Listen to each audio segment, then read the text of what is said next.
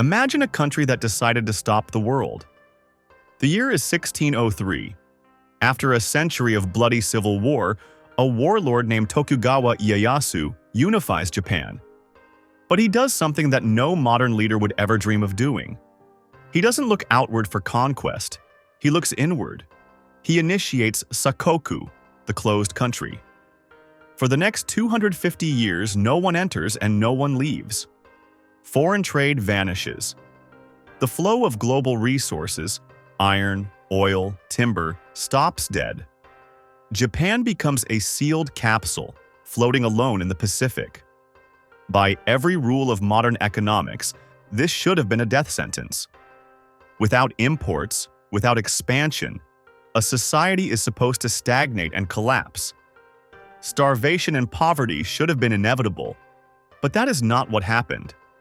Instead, Edo, modern-day Tokyo, became one of the largest, cleanest, and most sophisticated cities on Earth. While London was drowning in sewage and Paris was rife with plague, Edo was thriving.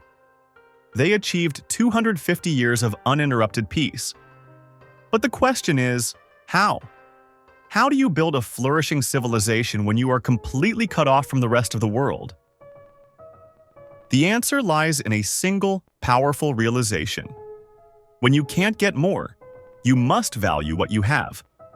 In Edo, Japan, waste didn't exist, not because they were environmentalists, but because they couldn't afford it. The concept of modernai, the regret of wasting something worthy, became the spiritual backbone of the nation. A kimono would be worn for decades, then patched, then turned into a futon cover, then a cleaning cloth, and finally, only when it was literally dust, burned as fuel. Ashes from the fire became dye for fabric.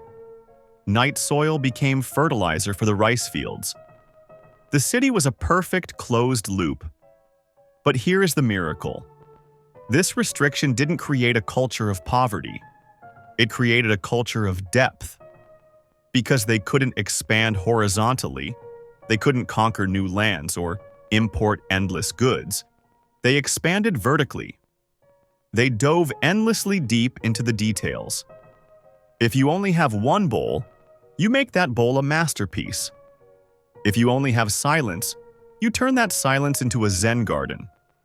They replaced quantity with quality.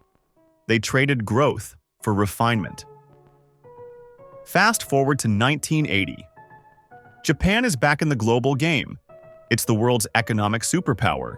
It is buying up Manhattan. It is unstoppable. And then, 1990. The bubble bursts.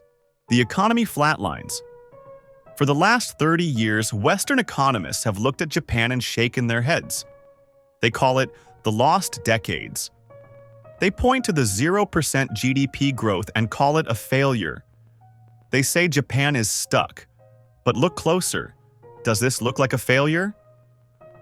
Berman, in his book Neurotic Beauty, offers a different theory. He suggests that Japan hasn't failed. Japan has simply returned to its natural state.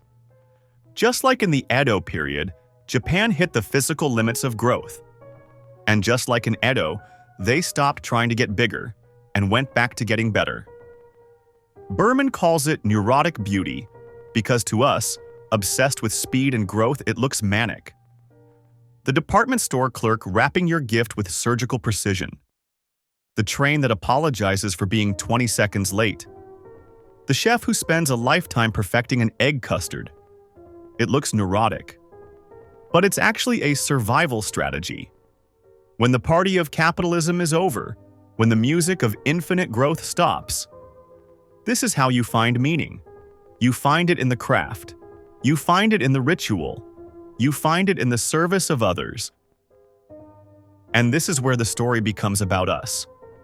We in the West are starting to feel what Japan felt in 1990. We are working harder, but staying in place. The environment is screaming. The economy feels broken. We are burnt out. We are terrified of a world without growth. We think steady state means death. But Japan is the proof that there is life after the crash. It is a post-capitalist life. A life where meaning isn't derived from the next purchase, but from the appreciation of what is already here. Maybe the fatigue you feel isn't because you're falling behind. Maybe it's because you're trying to run a race that has already finished. Japan is the canary in the coal mine. But it's not singing a song of death. It's singing a song of adaptation. It's telling us that when the expansion stops, the refinement begins. So, wait, did we miss the point of Japan? Yes, we thought they were lagging behind us, but actually, they're just waiting for us to catch up. Welcome to the end of the world. It's beautiful here.